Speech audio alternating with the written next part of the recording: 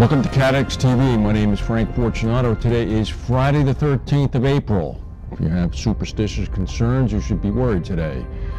The North Koreans are very worried. Pyongyang announced 4 hours after it occurred last night a spectacular failure for their attempt at launching a missile. Western news agencies who had been invited to Pyongyang to witness the launch announced the failure after only 3 minutes of the launch time.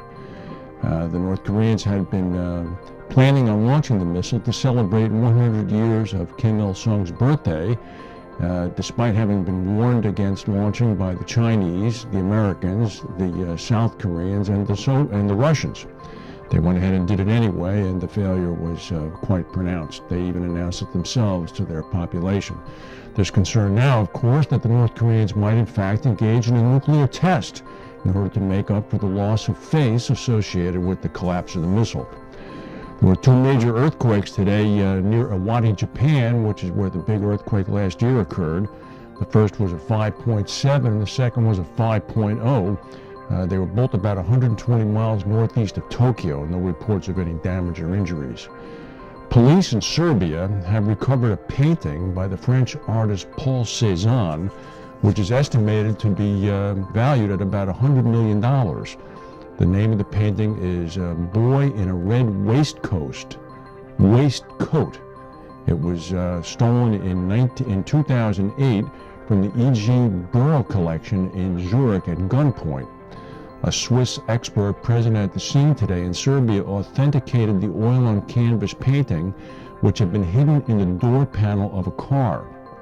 The Serbian Interior Minister said that the raid had been planned since 2010 and complimented the Swiss police for their cooperation. That was a long time in planning. Insurance operations of the Dutch bank ABN AMRO are being purchased by Aon. No price has been given, but the operations employ about 270 people.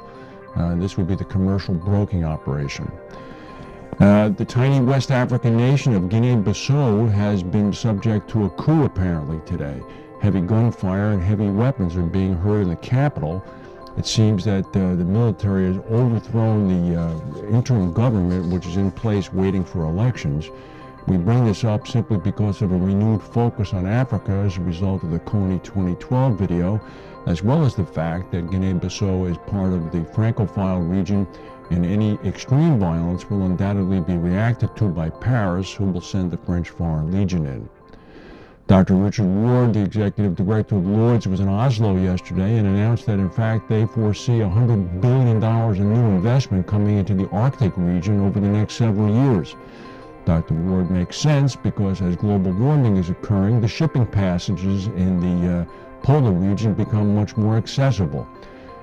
Very large ships are now beginning to use previously frozen oceans in order to cut time and save fuel as they transport goods.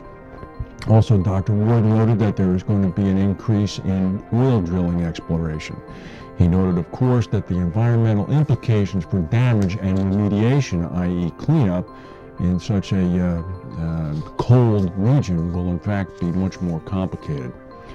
The Storm Prediction Center in the United States, which is an arm of the National Weather Service, is predicting a dangerous tornado outbreak tomorrow, Saturday, April 14th, in parts of Kansas and Oklahoma. Forecasters say there's a high risk of tornadoes from Oklahoma City north to Salina, Kansas. They say that baseball-sized hail and isolated areas of wind of up to 90 miles per hour could be expected. There was a 4.3 magnitude earthquake off the coast of Sicily this morning, sending residents running into the streets. It occurred about 15 miles north of the capital of Palermo.